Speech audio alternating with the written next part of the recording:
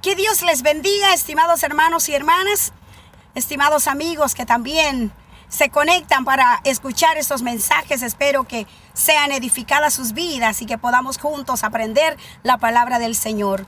Continuando con el estudio de las iglesias que encontramos en el libro del Apocalipsis, quiero hoy meditar bajo el tema: no descuidemos lo que Dios nos ha entregado.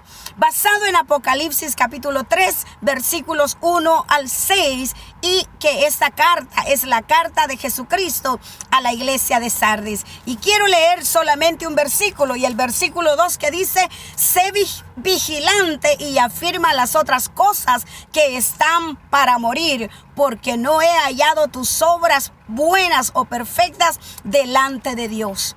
Esta es la primera iglesia a la cual Jesucristo no empieza señalándole buenas actitudes o buenas cualidades. Esto indica que la iglesia de Sardis estaba en una condición aún peor de lo que estaban las iglesias anteriores, de las cuales ya te he compartido. Así que vamos a conocer un poquito de esta historia de esta iglesia para darnos cuenta que, si bien es cierto, hace ya miles de años Jesucristo le habló a esta iglesia, también nos sigue hablando hoy en día. Recordemos que de cada época, de cada generación de creyentes, Dios se ha reservado un remanente fiel, y hoy en la actualidad también hay un remanente fiel por el cual Dios está preocupado y está hablándole continuamente para que le ponga atención a aquellas cosas que posiblemente le están apartando de la presencia del Señor y que le están poniendo en riesgo de perder la vida eterna.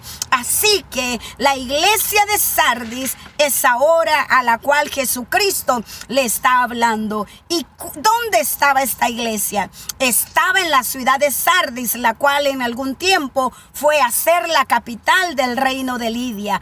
Esta era una ciudad donde había mucho comercio, mucho dinero. Se extraían grandes cantidades de oro de uno de los ríos de la región.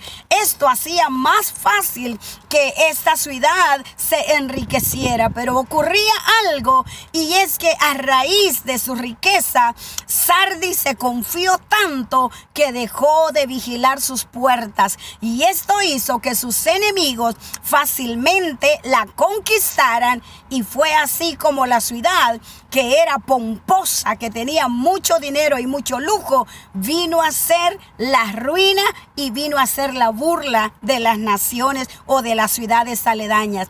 Es más, para el tiempo en que se escribe esta carta o este libro de Apocalipsis, más bien dicho, esa ciudad ya estaba en ruinas. Así que el Señor por eso viene y le habla urgentemente a su remanente fiel para hacerle ver la condición en la que había caído la iglesia, y que tenían que arrepentirse de su pecado si no querían perder las promesas que el Señor les había hecho. Mire qué interesante. En Sardis se adoraba a la diosa Artemisa, y esta diosa era la que relacionaban con la fertilidad y con la caza, o sea, cazar animales.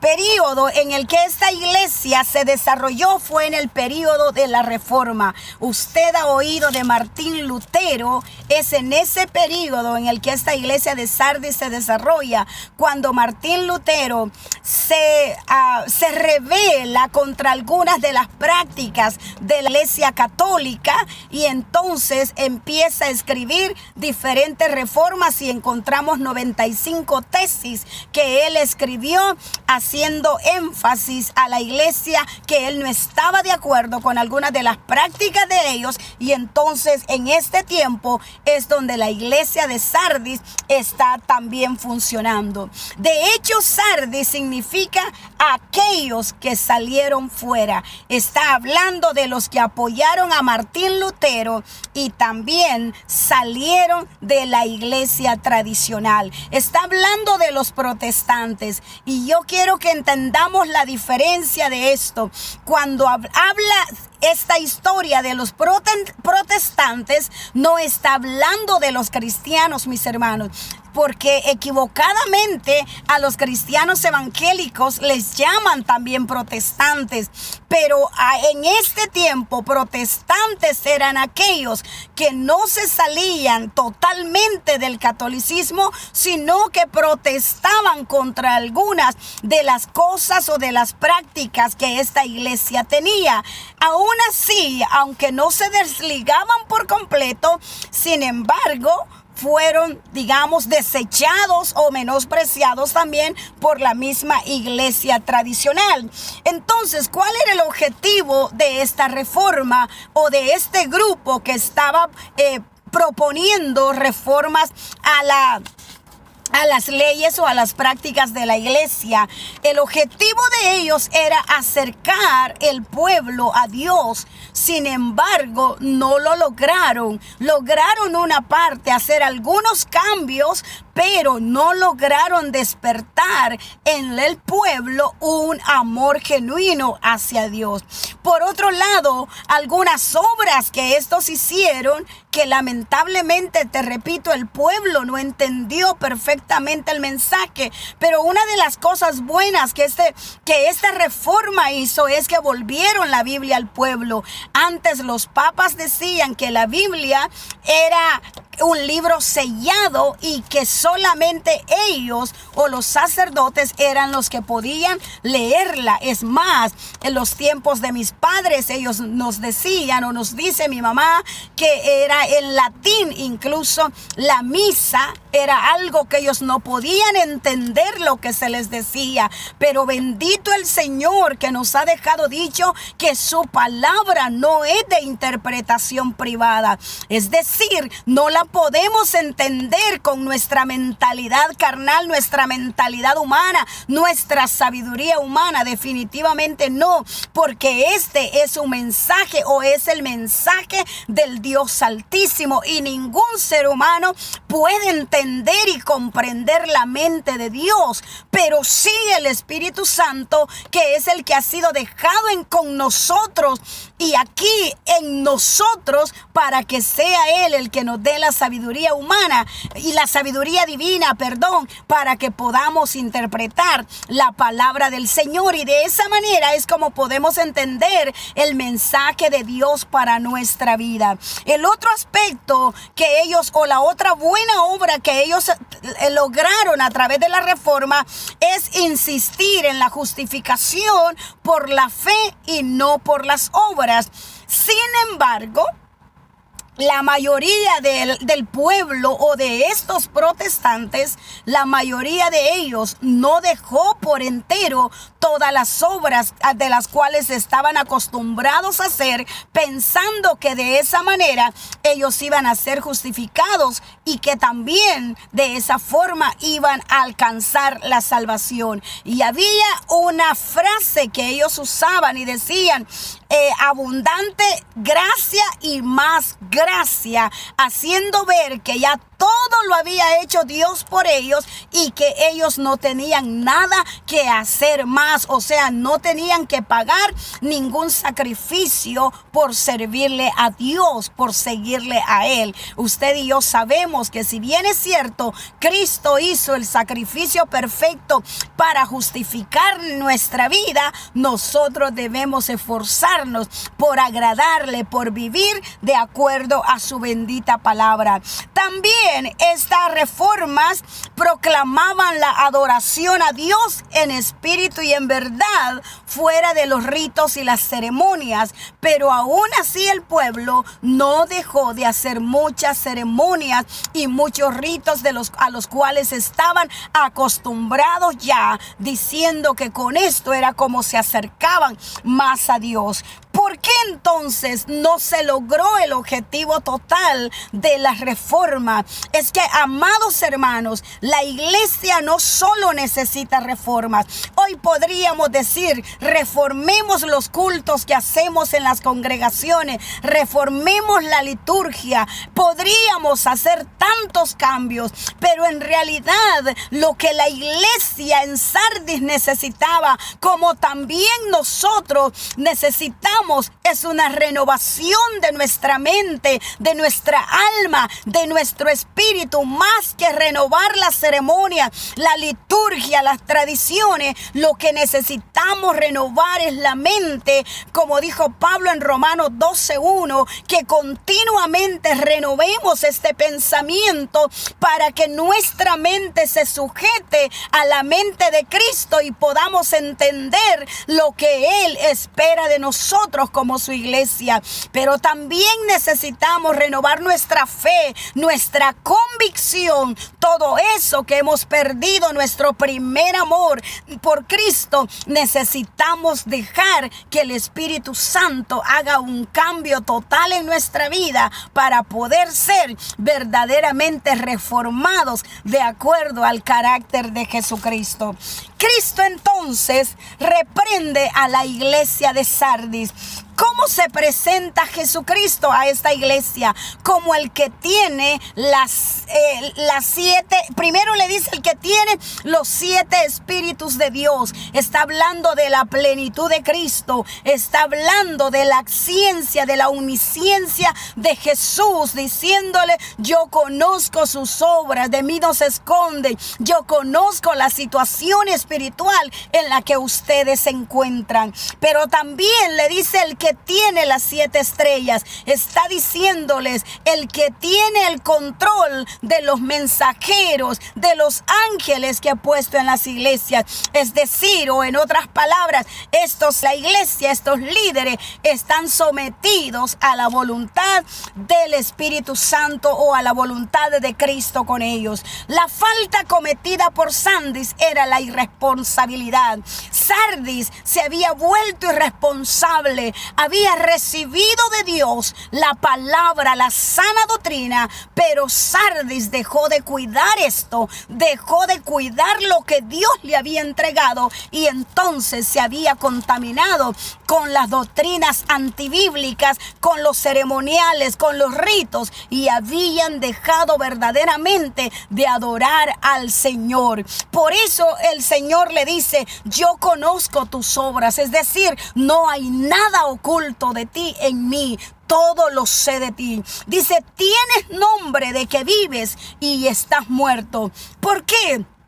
Porque vivían el recuerdo del pasado. ¿Ha oído usted a esos creyentes que dicen: yo hace algunos años era diácono, era cantante, era predicador? No, si vieran cómo servía al Señor. La pregunta es: ¿por qué no lo está haciendo hoy en el presente? Si por lo del pasado ya Dios le recompensó, ¿por qué no sigue hoy trabajando? ¿No será que también usted ha sido irresponsable con lo que Dios le ha entregado? ¿No será que usted ha descuidado sus talentos? ¿No será que usted ha enterrado los dones que el Señor le confió para que los echara a trabajar y usted se ha quedado sin dar fruto? Esto es lo que Dios está reclamando a la iglesia de Sardis y a la iglesia de hoy en día, que mucho pueblo se ha quedado nomás hablando de su pasado. Quizás Sardis era una iglesia muy activa, no lo podemos negar. Posiblemente sus cultos, los servicios que desarrollaban eran servicios donde llegaban todos, posiblemente tenían buena música y posiblemente todos acudían fielmente a eso. Sin embargo, recordemos que lo que más interesa en una iglesia o en la iglesia de Cristo es que se adore a Jesús, es que se glorifique su nombre. Quizá no haya ni música, mis hermanos, quizá no haya ni un buen sonido, pero cuando hay corazones humillados, contritos delante del Señor, hay presencia de Él, hay gloria y hay mover del Espíritu Santo. ¿De qué sirve tanta ceremonia ceremonia? ¿De qué sirve tanta liturgia si no hay una vida en el Espíritu? Si no se le deja al Espíritu Santo que se glorifique, que se mueva dentro de su pueblo. A estas personas se les llamaba también denominacionales, porque eran gente que hacían grandes programas, grandes proyectos, pero tenían el control del tiempo exactamente. Sin embargo, no daban libertad a que el Espíritu de Dios se moviera dentro de la congregación. ¿Qué hace la vida en el Espíritu? Lo que hace es reformar, transformar, refresca el alma, mis hermanos. Esta iglesia decía, estamos vivos porque tenemos muchas tradiciones, muchas ceremonias, tenemos muchas fiestas, hacemos muchas actividades dentro de la iglesia, pero déjame decirte, mi hermano, eso no es lo que le da vida a las congregaciones. Lo que le da vida a la congregación es el Espíritu Santo en la persona de cada uno de los creyentes. Así que el Señor le dice, estás muerto. Y qué terrible es saber esto, porque aparentemente la iglesia de Sardis ante la sociedad se presentaba como toda una iglesia viva. Oh, miren cuánta gente viene, mire lo que hacemos, le damos comida, hacemos esta fiesta. Hay muchas iglesias de esa manera, mis hermanos, de fiesta en fiesta, haciendo tantas cosas, buscando cómo atraer a la gente. Sin embargo, son iglesias donde no hay vida en el Espíritu, donde no hay el mover del Espíritu Santo. Y no te estoy hablando de desórdenes que se hagan en las congregaciones, no te estoy hablando de emociones, no te estoy hablando de esos movimientos también de los que te compartía la otra vez y a los que hay que tenerle mucho cuidado. Te estoy hablando de eso fresco que el Espíritu Santo hace en nosotros, esa llenura del Espíritu, como dijo Pablo a los hermanos allá en Éfeso, que no se embriagaran con vino en el cual hay disolución, antes bien le dijo, sed lleno del Espíritu Santo, porque cuando una vida está llena del Espíritu Santo, amados hermanos, no pierde ninguna oportunidad para alabar el nombre del Señor, para compartir su palabra, para dar buen testimonio, para animar a otros, para buscar el rostro de Dios. Es una vida que sabe agradar al Señor en todo, y cuando siente que se va a secar ya, espiritualmente hablando, sabe a dónde correr y corre al río del Espíritu de Dios. Así que el Señor le dice, tú dices que estás viva, pero en realidad estás muerta. Y quizá, hermanos amados, por eso es que la iglesia de Sardis no sufre ningún tipo de persecución, porque tenían un evangelio light, tenían un cristianismo inofensivo, todos se sentían contentos con lo que hacían y así. Entonces podríamos ahora hacernos la pregunta, ¿por qué debía de preocuparse Satanás de atacar a una iglesia muerta? Satanás a quien ataca es una iglesia viva, y por eso cuando en la congregación hay un mover continuo y fuerte y poderoso del Espíritu Santo, no debemos dudar que esa congregación estará siempre bajo los ataques de Satanás.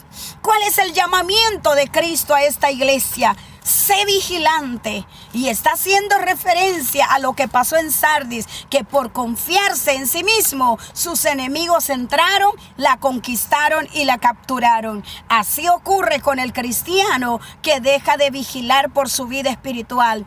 Por eso dice la palabra que el diablo anda como león rugiente buscando a quien devorar, y ya se devoró a muchos porque dejaron de vigilar su relación con Dios. Se confiaron de los años que tienen de ser cristianos, se confiaron de que tienen grandes privilegios en la congregación, se confiaron de que nadie habla mal de ellos, se confiaron, hermanos, de los elogios que otros les daban. Pero no hay cosa más terrible, amados hermanos, que depender de los elogios y la aprobación de los demás y confiarnos en todo lo que ellos nos dicen, confiarnos cuando nadie habla mal de nosotros. Nos afligimos cuando hablan muy mal, pero realmente tenemos que entender que cuando hablan mal de nuestra vida, de algo que estamos haciendo, es porque realmente estamos caminando en el llamamiento que Dios nos ha hecho. Además, las personas que hablan mal de los servidores de Cristo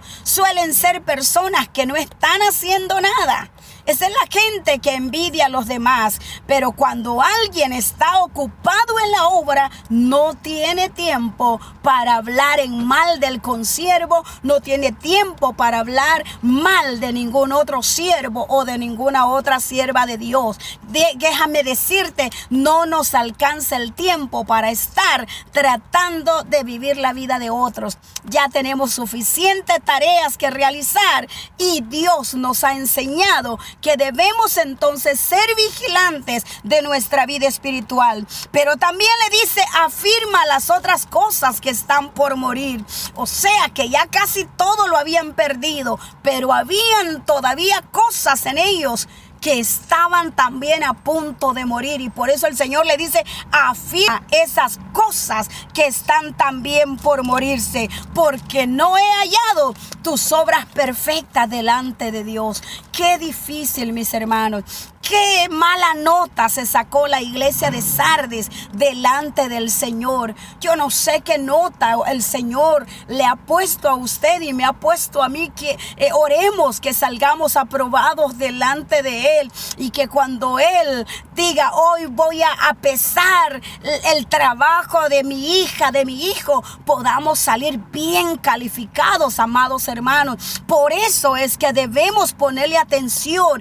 ¿Qué se está muriendo en nosotros? Posiblemente nuestro deseo de servirle al Señor, nuestro deseo de orar, nuestro deseo de leer la Biblia, nuestro deseo de evangelizar, nuestro deseo de consagrarnos para Dios, nuestro deseo de santificarnos y de soñar en grande y decirle, Dios, ¿en qué más te puedo servir? A lo mejor hay cosas que se están muriendo en nuestra vida y Dios también nos está diciendo, ponle atención y afirma estas cosas. ¿Por qué? Si no, dice, vendré a ti.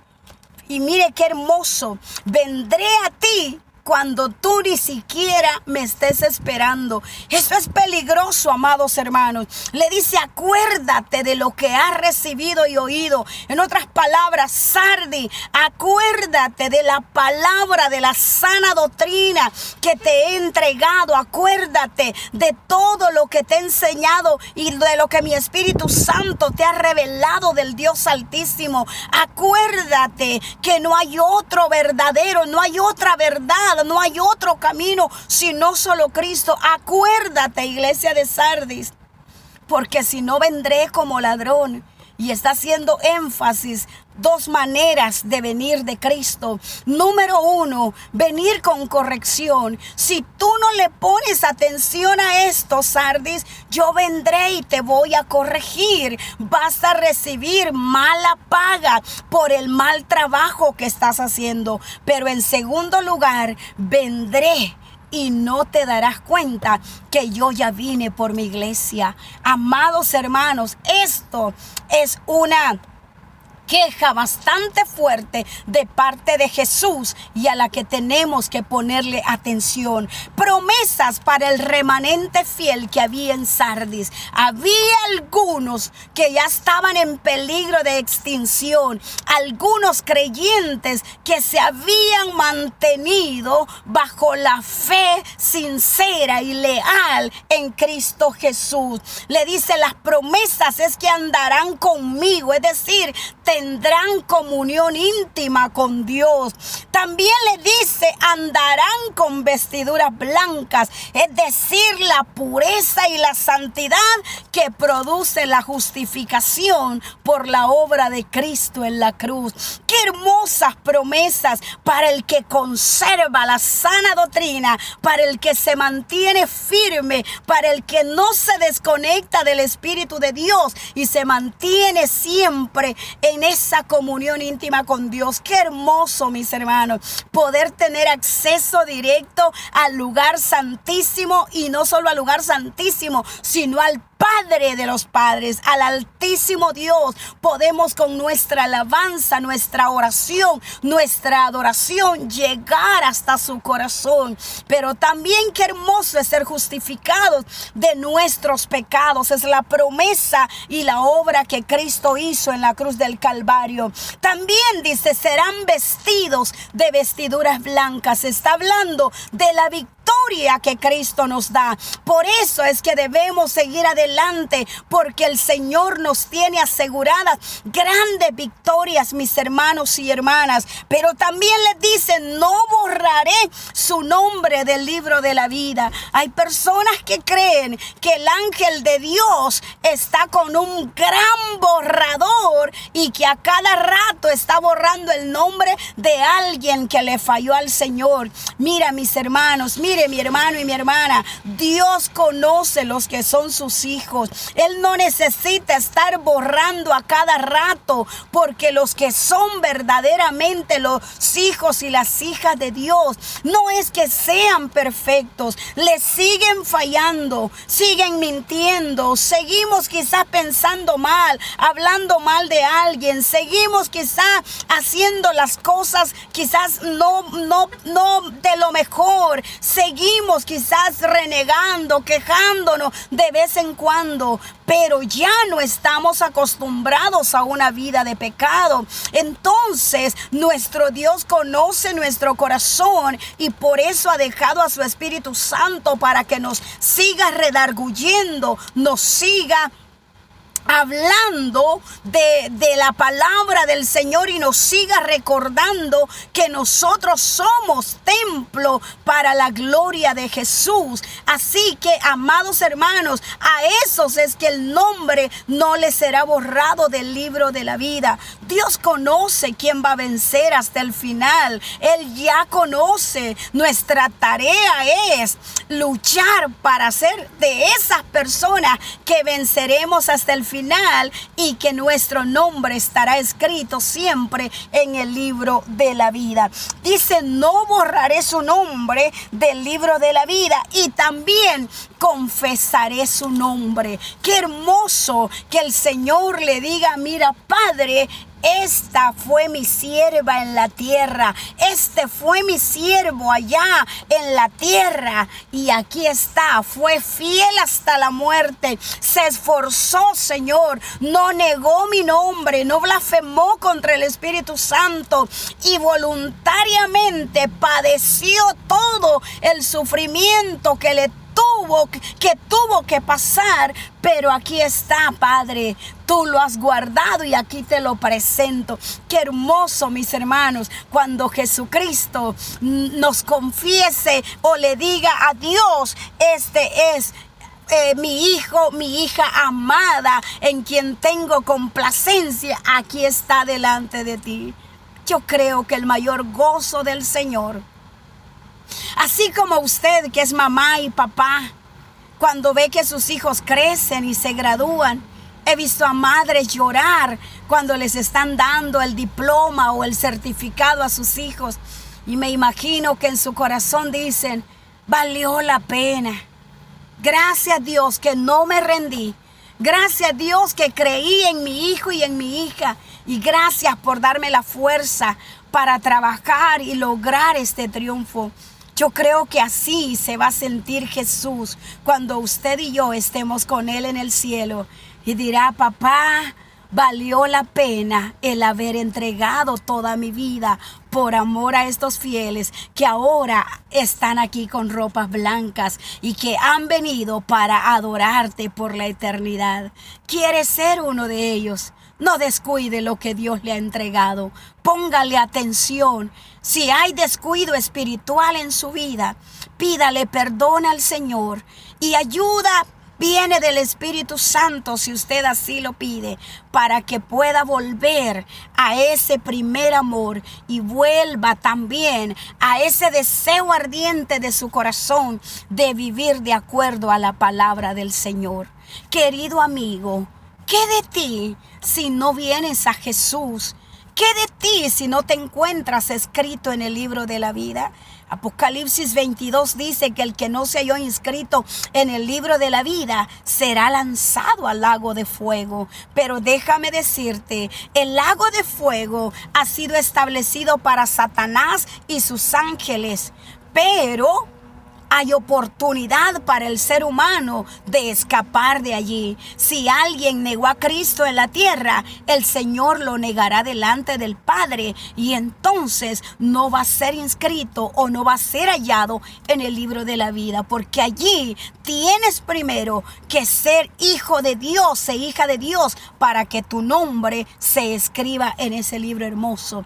Así que hoy es oportunidad para que tú puedas recibir a Jesús en tu corazón y pueda ser reconocido como el hijo y la hija del Señor. ¿Por qué no le pides hoy a Jesús venir a tu vida, venir a tu corazón, perdonar tus pecados? Dile conmigo: Señor Jesús, reconozco que soy pecador, pero tu palabra me dice que solo tú me puedes perdonar.